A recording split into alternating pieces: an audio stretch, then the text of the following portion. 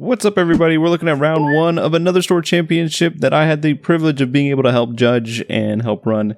And yeah, we're going to be taking a look at round number one. This is Green Zoro versus Lim. If you notice here, Green Zoro did end up taking the play. That is a big advantage for Green Zoro going into this matchup, especially against Lim, man, Lim loves going first. Lim going second really pulls down the win percentage in most matchups here, especially if they don't see an early play here. And with Zoro going first, it's going to be a whole lot less fun for Lim going on here forward. As typically, once they don't see their early plays here, it's going to be a lot harder for Lim to stick bodies on board and to not have them immediately rested, which is exactly what Zoro wants, right? Zoro loves swinging into characters, they love swinging into face, and being able to do that repeatedly every turn going to be very good into Lim here. See how well Lim can manage this here. Going up with the 4-Dawn turn, Zoro with just a very searcher-heavy start. The Perona into the tap searcher there, the Hiyori. Just going to see Lim clear out the Hiyori. You got to get rid of Hiyori as quick as possible, as if it stays on board, it's going to be additional draw 1 every turn for 1 Dawn. We're going to see the Lim come down. We're going to see a activation of the leader ability. Going to ramp a Dawn and then put a Sabo into play here. Lim will stand itself up. Sabo not getting stand up, as that Lim can only stand up itself. It is a nice little anti-removal tech, right? Pretty solid way to keep itself alive. But yeah, it's a little awkward here as the Sabo is going to be tapped, which is going to make it incredibly easy for Zoro to take it out. They don't even really have to establish a Tashigi here. They could just attach a whole bunch of Dawn to lead. But if you get the Tashigi, you might as well use it, right? Just going to read the Sabo here. Sabo, I believe it draws cards whenever it attacks, something like that.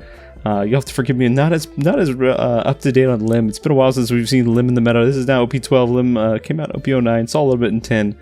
But I didn't see much in the last two sets. But here, we're going to see a big old swing. This is going into Sabo here. That was a 9k. Going to get two 2ks to get out of here. And going to swing that 9k at lead. Going to take that one. Sabo lives another day. Sabo hopefully going to recoup some card advantage here, as it's able to just start doing some swinging here. But Lim already on the back foot here. Already at 2 life. And it's not looking too hot for Lim here.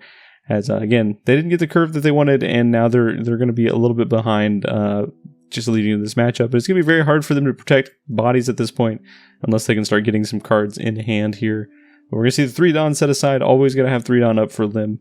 But it looks like we got a little bit of Dawn to play with, about 4 Dawn, which means they could establish 3-drop Lim. We're just going to tap the Lim here just to kind of feed some of our abilities here, because a lot of Lim's characters require you to have 2 or more rested characters in play when playing that character out. So just going to go ahead and swing a 7k into lead here. Zoro happy to take the first one. We're going to see an activation, I believe, here of Lim's ability. Going to tap 3. Going to ramp 1 and put a character into play. This is a Odyssey character. And we're going to play out the Doflamingo. Doflamingo, notably one of the best blockers in this deck and in green decks that care about rested cards. Just being able to set himself up regardless every turn, and being able to be both the aggressor and the attacker. It's kind of our first peek into what 8 cost category ended up being eventually, like Doflamingo was from OP09. But we're going to see Tashigi come down. Tashigi's going to rest the Doflamingo. No blockers for this guy, which honestly against Green Zoro, do blockers even really exist? We're going to go and see a 3 Dawn to the leader as per Tashigi's effect, and we're going to debate and see if we want to spin the 2 additional Dawn here. There was a Hiyori in hand, could just establish another Hiyori to start getting some more card advantage, but instead we're just going to go for the big old attach. A big old swing here. We're going to give minus 3k to leader and minus 3k to Tashigi. We're going to see a Hell's Judgment, or Judgment of Hell, one of the premier cards into the Zoro decks. Just being able to give minus 3k power to up to a leader and a character, or up to 2 characters for the entire turn, means that Zoro's untapping and re-swinging shenanigans are less likely to happen here. We do see it protect itself from good old Doflamingo. Doflamingo is going to live another day here. And instead, we see the 7k lead go at face here. Lim just kind of liberally taking life still, but ultimately at the end of the day, when you hit 0, you are dead. So maybe Lim needs to start being a little more defensive here as they go into the later turns. Obviously, these swings are going to start getting bigger and bigger, because Zoro really doesn't have to think very hard when your opponent is at such a low life total, right? You could expect a swing, a restand event potentially out of Zoro on this next turn, which this could just be a big old swing here. So maybe if they had a 2k in hand, they could have potentially used it last turn to try to stay at 2 life, because these swings are just going to get taller and taller as the game goes on. But we're going to see Lim pull up Sakazuki. Sakazuki is going to come in, going to clear out the Tashigi. It does KO a 5 or less. And we're going to see a nice little swing with Lim, just a little 5k. Just gonna keep poking damage here. Obviously, nowhere near lethal range for Lim's side, but I think Zoro's just planning to stay at a pretty healthy life total here. We're gonna see Sabo. Sabo's gonna swing, gonna draw a card, and it's gonna be a 6k in the lead here. Zoro playing honestly pretty protective here. Could definitely afford to at least take one swing here. Do we see a potential trigger coming off here? Just gonna go with the Paradise from Waterfall. Gonna KO a character or not? We gotta be careful when taking triggers. It almost touched the hand. It was very close to touching the hand. Once the card touches the hand, the trigger will not resolve. So just gotta be careful going forward as you take triggers here. As once it gets mixed in with the hand, you cannot resolve it here. So just a little heads up for taking triggers. I always try to take triggers pretty far away from my hand before I decide to activate them or not. But anyways, we do see it KO the Lim. Zoro again still feeling pretty safe here. We see that she can come down again, negating Doflamingo's kind of hits power here. We're gonna see it tap it and then attach 3 here. We do have the restand event, so we could just swing a nice little 9k here. And then, actually, do we have the restand? No, we don't have the restand event. I'm sorry, I looked at that card wrong. Do you have the Perona? Well, it looks like we have a Perona and Hiyori. Potentially just do a little searcher plays here, or at least we have the Perona. Looks like we also have a 2-cost blocker as well. So maybe if we're afraid of some retaliation here. Yeah, our hand is... The Zoro player's hand is getting pretty light on counter here. We're going to see what ends up happening. This is a big old 9k into the good old Doflamingo. Going to get countered out of here. And... does protect it, which is pretty nice. It takes it all the way up to 10k. That was a 2k, 1k, 1k. And now Zoro is going to be swinging again. Zoro only target is leader unless he uses in a restand event, which we don't believe he has here.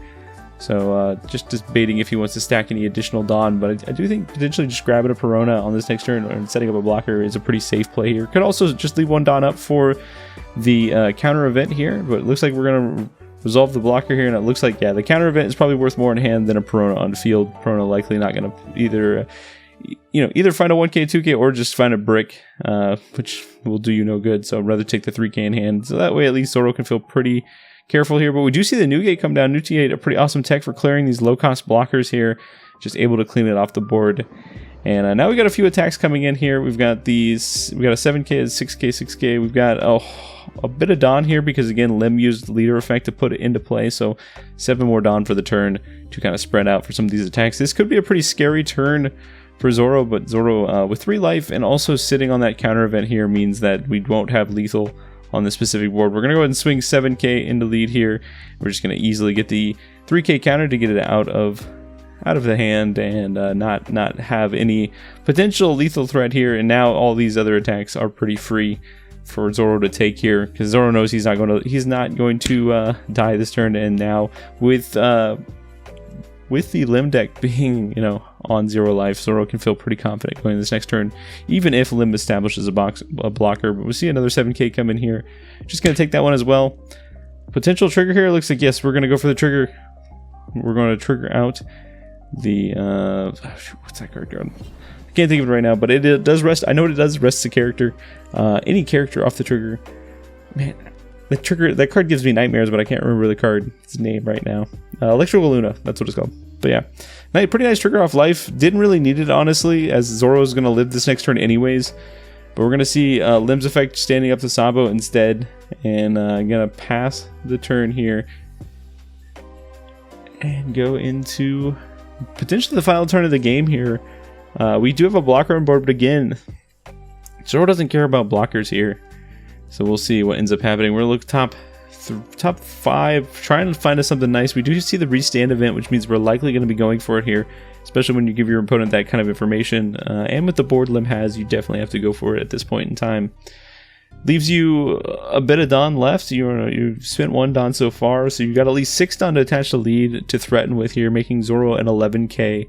Lim only has so many cards in hand, and we know that first hit's gonna likely get blocked here. And if it does, you swing to swing again, and if it doesn't, you still get to restand event. So ultimately, there's no potential successful way Lim could navigate this here. Let's see here what ends up happening. Likely this is just going to be finished unless Lim has a whole lot of counter in hand. Lim liberally taking a few hits earlier where they could have just countered 2Ks makes me wonder what's going on in the hand here.